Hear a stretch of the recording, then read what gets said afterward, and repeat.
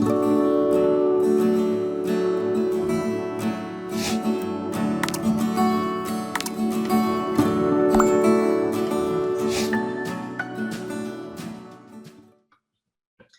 gente, vamos começar. A gente tinha parado na página 130 e ficou lá no canal, para quem não conseguiu acompanhar aqui.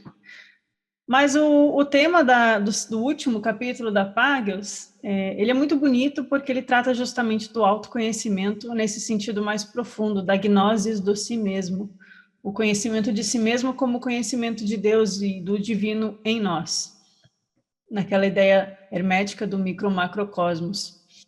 E a gente parou no meio do capítulo, mas é muito interessante que a Págios, ela traz várias citações de vários apócrifos. Então, aqui a gente teve a oportunidade de ler, por exemplo, trechos do ensinamento de Silvanos.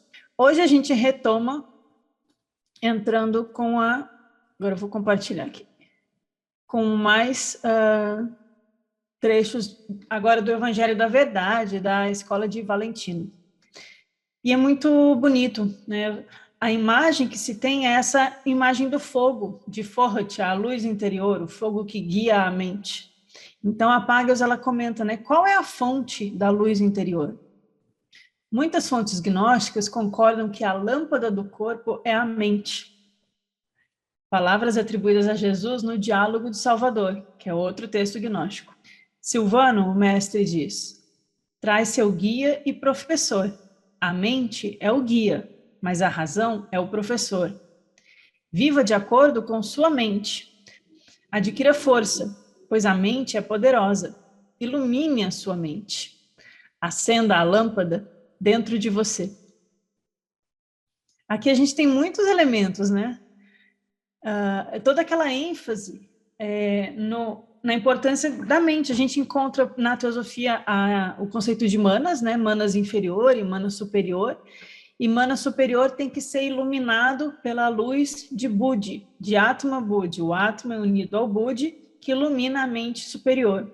E isso leva à libertação, à iluminação, né? A mente aqui, nesse sentido gnóstico, puxando um pouco para o hermetismo, tem relação justamente com essa natureza da mente divina, a mente superior, que é a mente que nós herdamos do homem celestial. É o nous. O nous diz respeito a tudo aquilo que é de mais divino. Então, o texto gnóstico, né, ele vai instigar que nós busquemos essa luz interior, né? A lâmpada do corpo é a mente, olha que bonito. E isso mostra que os gnósticos, eles não estavam ignorando a importância desse desenvolvimento da mente no ser humano, né? A gente encontra, por exemplo, na doutrina secreta, eu ando acompanhando os estudos lá do pessoal na sexta-feira da doutrina secreta, aquela ideia de que quando surge a humanidade, o homem é dotado o quê? De mente, né? Então, essa mente, ela tem um peso muito grande no desenvolvimento espiritual da humanidade em várias tradições, né? Na tradição oriental, a gente vai encontrar a ideia de Chitta, a mente que, quando limpa de suas impurezas, de seus kleshas, de seus vícios, ela é uma mente clara, de clara luz, de pura luz, límpida, que reflete a luz da natureza Buda. Então, olha só, no texto gnóstico, a fonte da luz interior é a mente que é a lâmpada do corpo. Então, ela é como esse guia, como esse professor, porque ela é o reflexo do divino em nós. Ela é traduzido como razão, mas é esse razão com R maiúsculo que Platão fala. Essa razão que nos guia no mundo a sermos justos, a sermos bons, a sermos corajosos, né? Todas aquelas virtudes platônicas. E os gnósticos não vão diferir disso. Então, adquira força, pois a mente é poderosa. Ilumine a sua mente.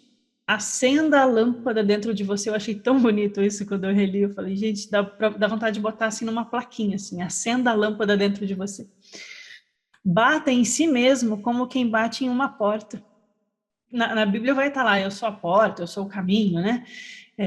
Mas bata em si mesmo como quem bate em uma porta e caminhe sobre si mesmo, como se percorresse uma estrada reta. Se caminhar nessa estrada, será impossível perder-se. Abra a porta para si mesmo, para que possa se conhecer. Aquilo que abrires para si mesmo, se abrirá. Quanto ensinamento tem nesse trecho, né? Toda a questão de que nós precisamos nos tornar a própria senda, né? Não podes trilhar a senda enquanto não te tornares a própria senda, está lá na Voz do Silêncio. Então, caminhe sobre si mesmo como se percorresse uma estrada reta. É nessa estrada que é impossível se perder. Este é o caminho que leva até a verdade, a vida, que é a natureza do Logos. O Logos carrega as qualidades de verdade, aletheia e vida, Zoe. Então, são essas virtudes perfeitas que o caminho nos mostra e que nos dá ferramentas de como alcançar. Então, nós precisamos fazer fermentar esse levedo interior e instigar a nossa mente a buscar aquela luz que guia no caminho. E nós precisamos abrir nossa porta. E aquilo que nós desenvolvermos em nós mesmos vai se abrir. Aquilo que nós percorrermos, ninguém vai tirar de nós. Então, a virtude que nós desenvolvermos, não existe nenhuma dificuldade na vida que pode apagar. E também toda a questão da não necessidade de um intermediário, na verdade, da necessidade de nós encontrarmos o nosso caminho, né? E sermos o nosso caminho. E aí os gnósticos vão sempre enfatizar que o caminho é através do mergulho interior, de buscar o Pai que está em nós, e nunca pelo intermediário. O Evangelho da Verdade vai expressar o mesmo pensamento. Aqui, esse último trecho é do Silvana, né? E no Diálogos do Salvador também. Agora a gente vai para o Evangelho da Verdade, um outro texto gnóstico. Se alguém possui conhecimento, ele recebe o que lhe pertence e o atrai para si mesmo. Aquele que receber o conhecimento dessa forma, sabe de onde vem e para onde está indo. O Evangelho da Verdade também expressa essa metáfora. Cada um deve receber o seu próprio nome. Não é claro um nome comum, mas a sua verdadeira identidade. Aqueles que são filhos do conhecimento interior obtêm o poder de falar seus próprios nomes. Bom, vamos lá. Se alguém possui conhecimento aqui, se alguém possui gnoses, né, que não é um conhecimento qualquer ou de qualquer coisa. Se ele possui a gnoses, ele recebe o que lhe pertence e o atrai para si mesmo. O que lhe pertence? O que pertence àquele que possui a gnoses? Ele possui a natureza do Cristo, ele possui o Logos desperto dentro de si mesmo, ele possui a verdade, ele possui a sabedoria. Aquele que receber a gnoses dessa forma, sabe de onde vem e para onde está indo. Pois ao atingir esse despertar da gnose interior, ele enxerga a origem. Ele percebe como a sua alma veio do pleroma e que há um caminho de retorno. Ele conhece o caminho, ele despertou das sombras, né? Porque o poder das sombras é o poder do esquecimento, o esquecimento platônico, é as amarras, as correntes que nos prendem no fundo da caverna, a taça do esquecimento que nos é dado, que também é um assunto que aparece na mitologia grega e egípcia, mas que aparece na mitologia gnóstica, né? Eles repetem essa ideia. E toda aquela ideia de que os frutos do Éden são veneno para inebriar a mente, né? E que o demiurgo, o Yaldabaoth, ou como muitas vezes é chamado em alguns dos textos apócrifos, né, Samael, que quer dizer Deus dos cegos.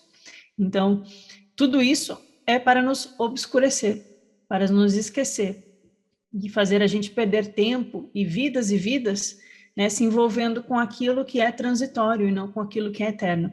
Então, o que recebe conhecimento percebe, então, de onde ele veio, para onde está indo, e recebe aquilo que lhe pertence.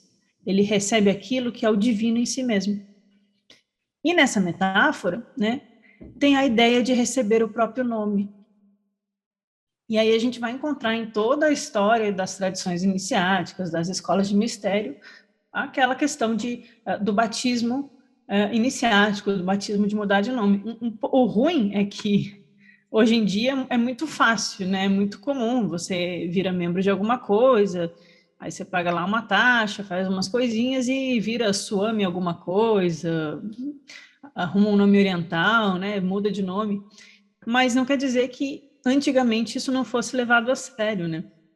Ou em alguns ambientes isso não tivesse um significado profundo. Lá no livro da Gnose de João, nos capítulos do Alberto, ele comenta como Lázaro, né, que na verdade se chamava Elazar, que era um essênio, Elazar, um nome ali típico da região, ele passa por um rito de iniciação, aquela história do Lázaro que morreu na caverna e Jesus vai lá e ressuscita ele, Nicodemos fala, vamos lá nós também para morrermos como ele, né? Todo mundo querendo ser iniciado, na verdade, né? Quem é que vai dizer, vamos lá se matar? Não, ninguém queria morrer. E quando Elazar, ou Lázaro, é iniciado pelo hierofante, pelo mestre, ele recebe o nome de Johannes, né? João, que vem da tradição dos batistas, João Batista, ou Oanes, aquela tradição que vem lá da Pérsia, que passa pelos nazarenos, pelos Tanaim, e tem relação com esse homem-peixe, essa sabedoria que vem dos grandes iniciados do passado e tem relação com o batismo. Então, a gente viu no exemplo do Elazar, Lázaro, que vira João, e a gente vê em outras tradições essa questão do nome iniciático, que é um nome que representa o quê? A tradição que você está vinculado, ou os seus padrinhos espirituais, etc. Porém, também tem uma outra forma de abordar essa questão do nome, que na tradição gnóstica, na parte mágica da tradição gnóstica, você saber o nome das forças angélicas e o nome dos arcontes, você transforma o verdadeiro nome dos arcontes numa chave para vencer a força deles. Então, é num sentido de guerra espiritual. E isso é muito comum em tradições judaicas, cabalistas, né? Esse tipo de ênfase, de abordagem. É dito que quando Sofia revela os nomes dos arcontes, então eles percebem que eles também são reflexos dos nomes das luzes superiores e, portanto, eles também têm o poder da virtude neles. E aí a gente vai falar depois da restituição dos arcontes ao mundo celestial, né? Mas aí isso é outra história. Mas o fato é que saber o nome é saber a chave. Então, aquele que conhece a si mesmo, ele é capaz de acessar a chave do Cristo em si. Luciano comentou, pedi e vos será concedido, buscar e encontrareis. É a passagem do Evangelho de Mateus. Batei e a porta será aberta para vós, pois todo o que pede recebe, o que busca encontra, e a quem bate se lhe abrirá. É a mesma ideia, né? A gente vê que é um ensinamento que ficou no Novo Testamento, em Mateus, e aqui no Diálogos do Salvador, ou no ensinamento de Silvanus, também fica a mesma ideia, a ideia do bater na própria porta.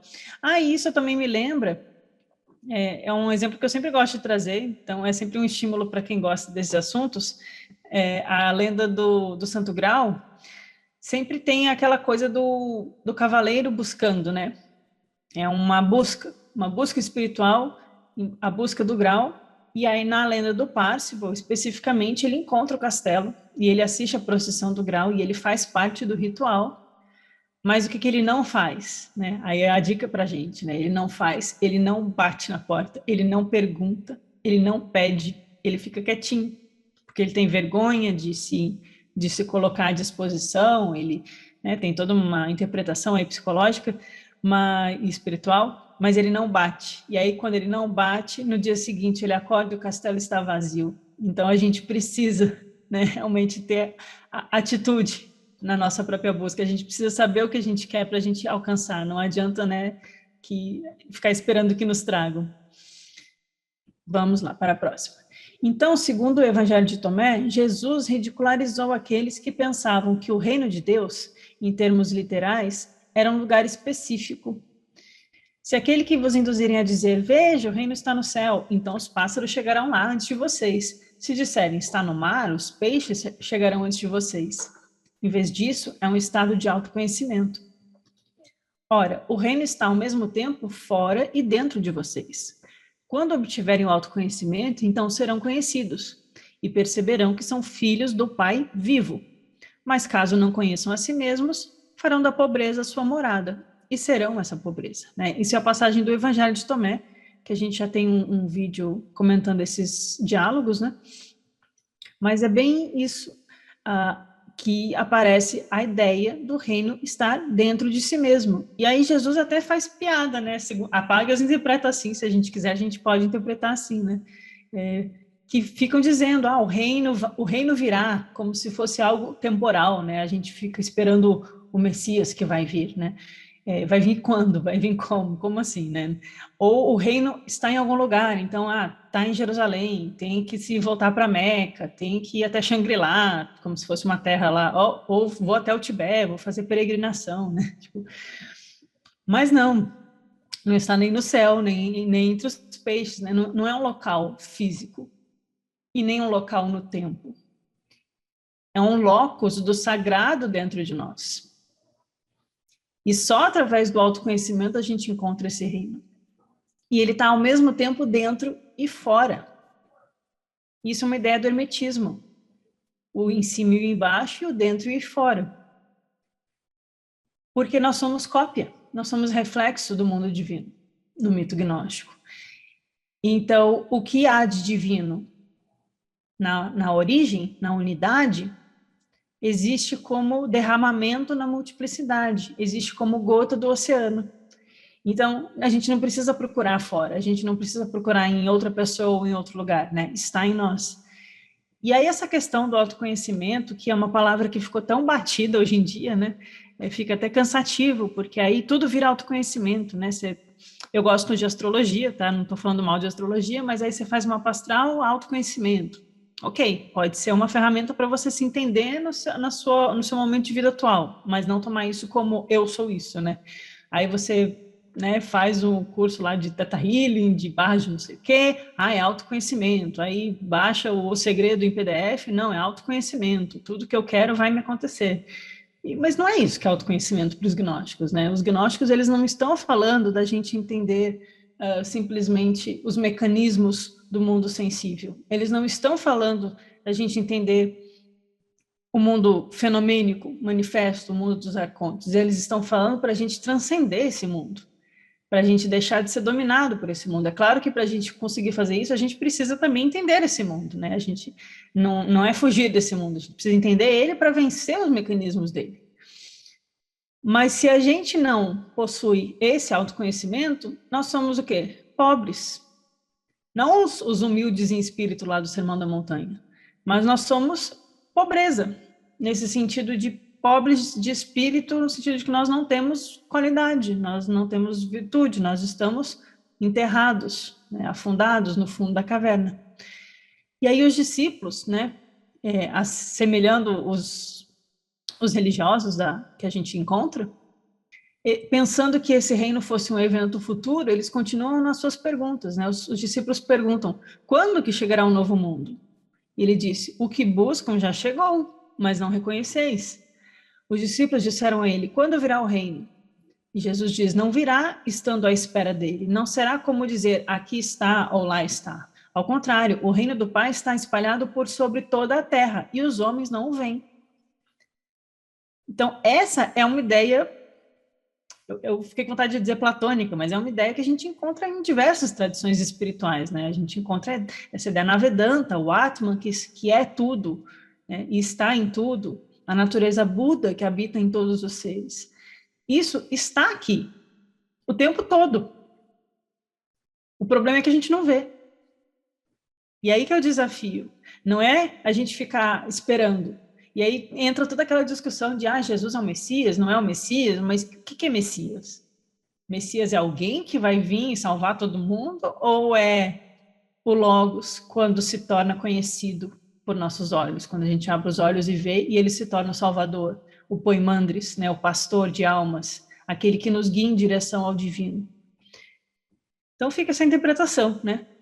Mas quando a gente entende que o reino simboliza, então, esse estado de transformação da consciência, a gente percebe qual é o nosso papel na busca desse reino, que não é um papel passivo, é um papel ativo. E tornando isso uma verdade para nós. Né? Esse reino, então, continua, simboliza um estado de transformação da consciência. Os 3 evangelhos insistem em que o reino viria em um futuro próximo. A apesar de conter algumas passagens indicando já a sua presença. Por que indicando já a sua presença? Porque não é porque nasceu um homem chamado Jesus, né? Porque sempre esteve aqui, sempre esteve à disposição, sempre houveram guias e ensinamentos e instruções sobre algo que faz parte da manifestação do divino no mundo criado, no mundo sensível, né? E a ideia da luz que preenche todas as coisas, do sol da vida que preenche todo o mundo. E aí, no Novo Testamento, Lucas fez Jesus dizer explicitamente: o reino de Deus está dentro de você. Alguns gnósticos cristãos, ao ampliar esse tipo de interpretação, esperavam que a libertação humana não aconteceria por meio de eventos reais na história, mas sim pela transformação interior. E é uma ideia assim que para a gente, eu imagino que para todos vocês aqui, talvez, é uma ideia, ok, óbvia, é claro, é a transformação interior, é a transformação do si mesmo, é a integração do nosso self, lidar com as nossas sombras, entender os nossos condicionamentos, permitir que a luz brilhe dentro de nós. Mas quantos milênios, quantos séculos de religião a gente passou sem esse olhar para dentro de si mesmo, né? Buscando uma libertação, um libertador, um salvador externo, ou um acontecimento que vai vir. E quantas pessoas ainda hoje estão esperando que alguém a salve? Ou que alguma igreja, ou que algum grupo, ou que algum acontecimento externo aconteça para que aí elas, né, sejam salvas, libertas, felizes, ou o que quer que seja. Na prática, o que esse entendimento faz com a nossa vida, né? A gente colocar na nossa responsabilidade, em nosso ser, perceber que há uma verdade e uma luz e uma vida extremamente pulsante dentro de nós, esperando para poder se manifestar, esperando para poder dar todo o seu potencial. Então, não é uma questão de esperar eventos históricos, né? Mas ter essa audácia, dar esse passo de olhar para o abismo e decidir deixar que ele olhe de volta para você, né? Não tem essa frase do Nietzsche, né? Você tem que olhar para o abismo. Enquanto você não olhar, a gente vai ficar distraído aqui nesse Éden,